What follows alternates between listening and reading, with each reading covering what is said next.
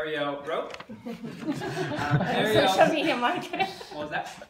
I do have a professional social media marketer. The Mariel's speech title is 4 Things You Can Do to Study a Language Abroad. 4 things you can do to study a language abroad. Mariel Spell.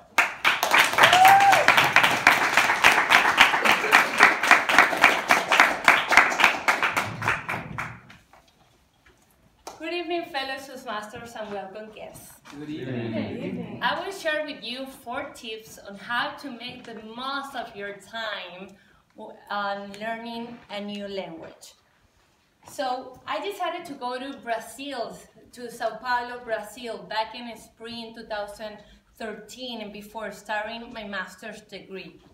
I wanted to become fluent in Portuguese to understand better the culture and get to know more about this fascinating city that has over 12 million, a population of over 12 million. I fell in love with the language back in 2010 when I worked with the Brazilian market at HBO Latin America, and my boss back then was Brazilian. I knew then that for me to study in Brazil, I knew I needed a safe and affordable place where to stay and to study.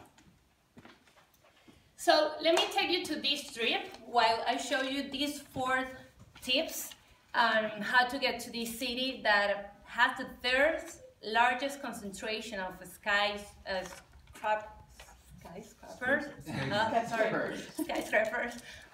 behind Hong Kong and New York, that has more pizza places than any other city in the world, and that there's a new event every 9 minutes. So let's start with, you go to Google, and so I went to Google and I searched for schools, language schools, in a neighborhood in Sao Paulo where friends had recommended me to go because it was walkable and it was safe. So once I narrowed down those schools, I decided that I chose the school based on the reviews and testimonials that they have.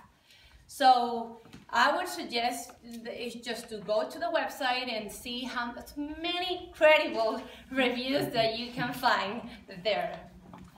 Then the second tip is housing.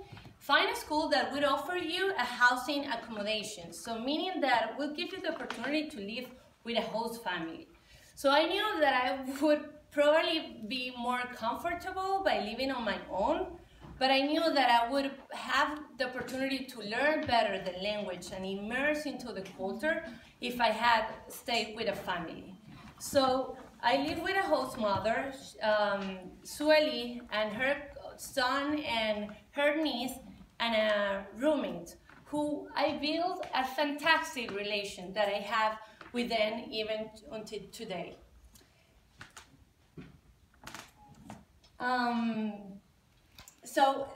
My host mother and I became confident. We would talk long hours, and that's definitely how it helped me to really improve and force me to speak Portuguese.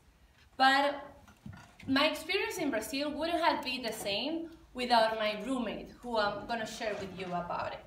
So this person, first in the beginning, the school had told me that I was going to live on my own at a single room. But actually it was not the case. When I arrived to Sao Paulo, to the house, it actually happened that I would share my room with Tsubasa, who is a Japanese man in his 30s, and that actually the room had a fake wall that would split the room between 2 and making a mini room for each of us. However, we would share still the window and the main room entrance. I panicked, and I was like, oh my God, what am I doing here? Either we like each other or we kill ourselves.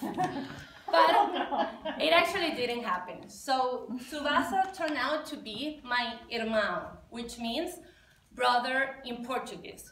We fell into the routine of eating together, breakfast with the family, having dinner together, and even walking to school together, asking each other about art lessons and Portuguese verbs and etc. Then he became really my big brother, that sooner than later he was learning and he was dancing Latin rhythms, so it turned out to be perfectly. Then I'm going to the third step, then it's volunteering.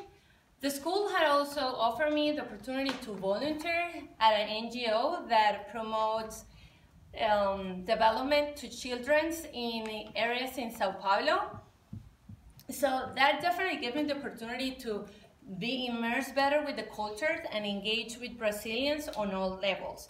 I helped them with their social media marketing and web marketing. So I anyhow was able to give them anyhow back with my skills and my knowledge while I was getting learning the language and getting out of my comfort zone.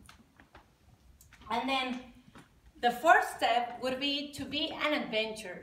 Really, if you have this inside you, it will take you anywhere. It will take you out of your comfort zone to really immerse into a new city and make a new friends. As I mentioned, it only takes, so going back to the adventures, is what it really gave me the opportunity to try new things, to travel to other cities in Brazil with these friends I made local.